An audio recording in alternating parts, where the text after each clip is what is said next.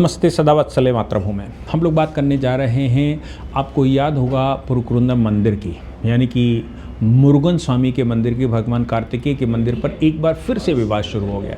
ये विवाद कोई सामान्य नहीं था। स्वामी तो दरगाह ये ऑनरेबल जस्टिस स्वामीनाथन की अदालत में पड़ा था। उन्होंने कहा था कि दीप धून जलाने का अधिकार है, तो दीपम कार्तिकेय दीपन जलाने का मंदिर प्रशासन को अधिकार है, और उन्होंने आदेश भी कर दिया था। CISF का आदेश हो गया था। इसके अतिरिक्त वहाँ पर बाकी कार्रवाइयाँ भी हुई थी, लेकिन राज्य सरकार सामने अड़ी हुई थी। राज्य सरकार ने बड़े प्रयास किए। राज्य सरकार तो उनके खिलाफ महाभियोग भी लेकर आई थी। वो उनसे ओम बिड़ला साहब से भी मिले थे, और बहुत कुछ उधम मचाने की कोशिश राज्य सरकार ने करी। राज्य सरकार ने बदनामी करने की भी कोशिश करी थी। मामला सुप्रीम कोर्ट आया था। सुप्रीम कोर्ट ने कहा था कि हमारी धैर्य की परीक्षा मत लो। राज्य सरकार किसी जज के खिलाफ या हाई कोर्ट के खिलाफ ऐसा कोई प्रोपेगेंडा फैलाएगी तो हम फिर उसमें सामने आएंगे।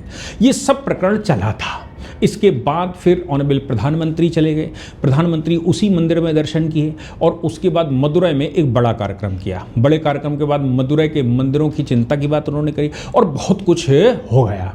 हालांकि राज्य सरकार लगातार इसी मंदिर पर नहीं, एक दूसरे मुरुगन मंदिर पर भी इसी तरह का, सुब्रमण्य स्वामी मंदिर पर इसी तरह का कार्रवाई उन्होंने किया था कि उसकी ज़मीन अभी बस स्टॉप के लिए ले ली थी, और फिर उनको रेत के टीले दे दिए थे। और रेत के टीले में जब हाईकोर्ट के पास पहुंचा तो हाईकोर्ट ने कहा कि राज्य सरकार ने कहा कि भाई भक्तों के लिए हमने ये सब कुछ किया है कि भक्त के आने की फैसिलिटी। तब राज्य सरकार ने उस समय कहा, हाई कोर्ट ने उस समय कहा था कि तुमने भक्तों की सुविधा के लिए भगवान ही वहां से विसर्जित कर दिए। भगवान को भेज दिया टीले पर, भगवान को भेज दिया रेत के टीलों पर, और तुमने यहाँ भक्तों के लिए बस स्टैंड बनाया। ऐसा कैसा बस स्टैंड? इसके अतिरिक्त एक मंदिर को तो खुलेआम नीलामी कर दी थी। मुसलमानों को और ईसाइयों को भेज दिया गया। वहाँ चर्च, मंदिर की ज़मीन पर चर्च और मस्जिदें बन गई थी। तब भी हाई कोर्ट ने वो स्टे किया था और कहा था कि नहीं, इस मंदिर की ज़मीन वापस करिए, ये कैसे नहीं हो सकता।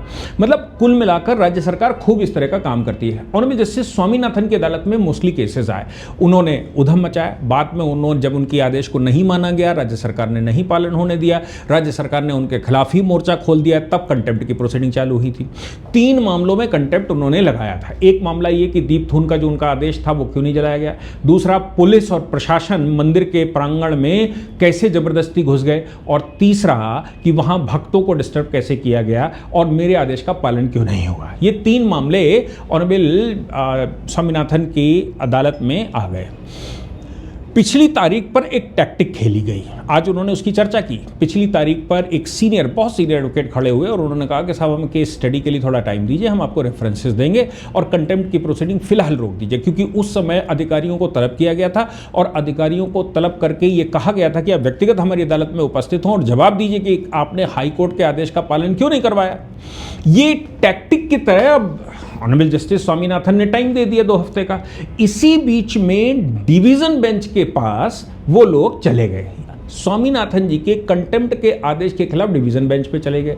कल यानी कि 17 मार्च को डिवीजन बेंच ने उस पर स्टे कर दिया। 2 जजेस की बेंच बैठी, और जस्टिस सतीश कुमार और जस्टिस M ज्योति रमन, इन्होंने स्टे कर दिया। स्टे इस बात का कर दिया कि अधिकारियों के खिलाफ जो हार्ड रूल अपना रहा है हाई कोर्ट यानी कि जस्टिस स्वामीनाथन, वो इतना तेजी से नहीं चलना चाहिए। वो बहुत तेजी पकड़ रहे हैं। इस मामले में थोड़ा सा ठंडे करके खाना चाहिए, और राज्य को भी इस समय मिलना चाहिए कि वो अपनी जवाब दे सकें।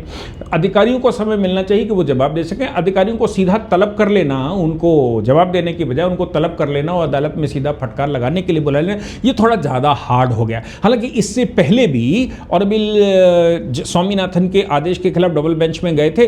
तब डबल बेंच ने ये कहा था कि कंटेम्प्ट की जो भी प्रोसीडिंग है वो हाई कोर्ट के सिंगल जज की अदालत में है, वो उनकी कोर्ट का उल्लंघन हुआ है, वही इसको देखेंगे, हम इसको डील नहीं कर सकते।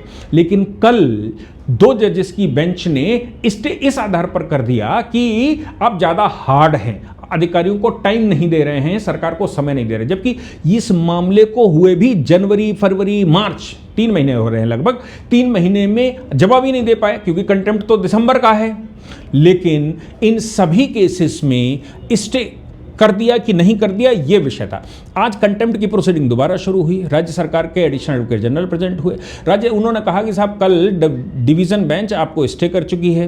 तब पिटिशनर ने कहा, जिन्होंने कंटेम्प्ट पिटिशन लगाई थी, उन्होंने कहा कि साहब केवल एक मामले में दीपथून वाला मामला, जो आपने दीपथून जलाने की बात कही थी कि उस पर दीपक जलाया जाएगा, और राज्य सरकार ने लोगों को रोक दिया ये कहते हुए कि लॉ एंड ऑर्डर की समस्या हो रही, केवल उस मामले में स्टे दिया गया। बाकी जो पुलिस घुस गई मंदिर में और गलत तरीके से जूते शूते पहन के, या जो भी जैसा भी हुआ हो, गलत तरीके से घुस गई और वहां लोगों को, जो भक्त हैं, भक्तों को उन्होंने प्रताड़ित किया, और बाकी का मामला, इन दो मामलों में अभी कोई स्टे नहीं दिया गया है।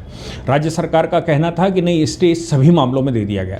तब ऑनरेबल जस्टिस स्वामीनाथन ने कहा तुमने हमें ऑर्डर दिया है, जो ऑर्डर में लिखा है कल के आदेश का, डिवीजन बेंच के आदेश का जो लिखा है उसमें ऐसा नहीं प्रतीत होता। तब सरकार ने कहा कि आप रजिस्ट्री को आदेश दीजिए, रजिस्ट्री उस ऑर्डर को, उस फाइल को आपको दे देगी। तब ऑनरेबल जस्टिस स्वामीनाथन ने कहा this is not my duty, मेरी ड्यूटी नहीं बनती है कि हम फाइलें झांकते घूमें, मेरी ड्यूटी नहीं बनती है कि हम रजिस्ट्री से फाइल मंगाएं, हमारी ड्यूटी नहीं बनती है कि हम पूरी फाइलों को देखें। मेरी ड्यूटी सिर्फ इतनी बनती है कि डिवीजन बेंच के आदेश का पालन करना। चूंकि डिवीजन बेंच ने आदेश दे दिया है इसलिए उनके आदेश का हम पालन करेंगे। हम आपकी तरह नहीं हैं कि आप हाई कोर्ट के आदेश का पालन नहीं कर रहे हो। बार बार हाई कोर्ट के कहने के बावजूद आपने मंदिरों के मामले में, इस मंदिर के मामले में बार बार हाई कोर्ट की अवहेलना की है। हाई कोर्ट के आदेश को आप नहीं मानते हैं, राज्य सरकार नहीं मानती, लेकिन मैं जस्टिस मतलब कोर्ट का पार्ट होने के नाते हमारे जो लॉ एंड ऑर्डर है या हमारे यहाँ की जो प्रोसीजरल मैकेनिज्म है उसके तहत डिविजनल बेंच के आदेश को मानने के लिए मैं तत्पर हूं और मैं मानूंगा। लेकिन मैं इस केस की पहले स्टडी कर लूं, पहले जो ये ऑर्डर लगाया है इस ऑर्डर को स्टडी कर लूं, फिर मैं बताऊंगा कि कितना हुआ। फिर उन्होंने ये भी कहा कि पिछली तारीख पर एक सीनियर एडवोकेट ने हमसे कहा था कि सर हमें थोड़ा टाइम दे दीजिए। वो इतने सीनियर थे कि टाइम ना देना बनता नहीं था, उनको टाइम देना उनका सम्मान करने के बराबर था। उनको मैंने सम्मान दिया, लेकिन आपने ये टैक्टिक लगाकर ये सब कुछ किया है। ये टैक्टिक लगाकर काम करना ये अच्छी बातें नहीं हैं, जबकि पहले ही डिविजनल बेंच ये कह चुकी थी कि सिंगल जज ही डिसाइड करेंगे। फिर भी आप बार बार उनके पास जाते हैं, हमसे समय लेकर इन बिटवीन कि आप अधिकारियों को प्रेजेंट करेंगे, अपनी जवाब देंगे, आप अपना एफिडेविट फाइल करेंगे, उसकी बजाय आप डिवीजन बेंच चले गए। खैर मुझे कोई समस्या नहीं है, जो मैकेनिज्म है वो है, और डिवीजन बेंच ने जो आदेश किया है मैं उसका पालन करूंगा, लेकिन उस आदेश को पहले मैं स्टडी करूंगा। स्टडी करने के बाद मैं ये तय करूंगा कि ये कंटेम्प्ट की प्रोसीडिंग स्टे होनी चाहिए कि नहीं होनी चाहिए, कितनी स्टे की गई है, कौन सी स्टे की गई है। लेकिन आप याद रखिए कि मैं मानूंगा नहीं, मैं तुम्हारे मामले में या मंदिर के मामले में जो राज्य सरकार ने हाई कोर्ट की कंटेम्प्ट किया है उसको मैं आगे बढ़ाऊंगा। कोई ना कोई तरीका जरूर निकलेगा। पहले मैं स्टडी कर लूं, फिर स्टे के बाद स्टे जो डबल बेंच ने दिया है, डिवीजन बेंच ने दिया, वो केवल इतना ही कर सकता है कि भाई थोड़ा इनको टाइम दे दो। लेकिन फाइनली मामला तो ऑनरेबल जस्टिस स्वामीनाथन की अदालत का है, वो ही कंटेम्प्ट का मामला सुनेंगे। आज बड़ी जोरदार बहस दोनों के बीच में हुई और ऑनरेबल जस्टिस स्वामीनाथन थोड़े से गर्म भी हो गए।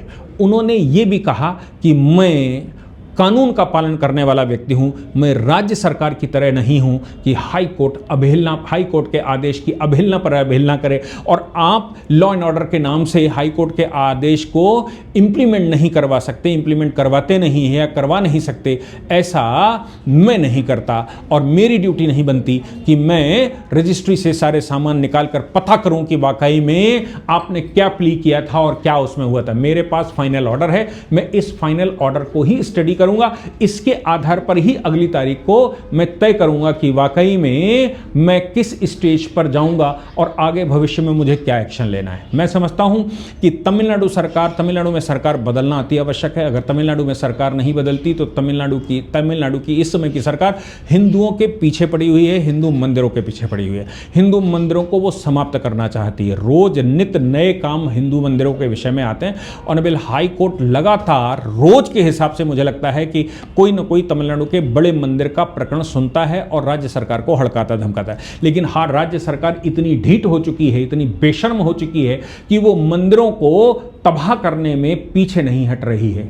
अब तमिलनाडु के हिंदुओं की जिम्मेदारी बनती है कि वो ईसाई ना बने, वो ईसाइयत की तरफ चल रही सरकार को सबक सिखाएं, वो सरकार को ये बताएं कि हिंदू शक्ति कैसी होती है, वो सरकार को ये बताएं कि हिंदू शक्ति कुछ भी करने में सक्षम है। मैं समझता हूं कि ऑनरेबल हाई कोर्ट में जो अभी मामला चल रहा है इसकी परिणति जरूर कुछ अच्छी होगी। जय हिंद, जय भारत, वंदे मातरम।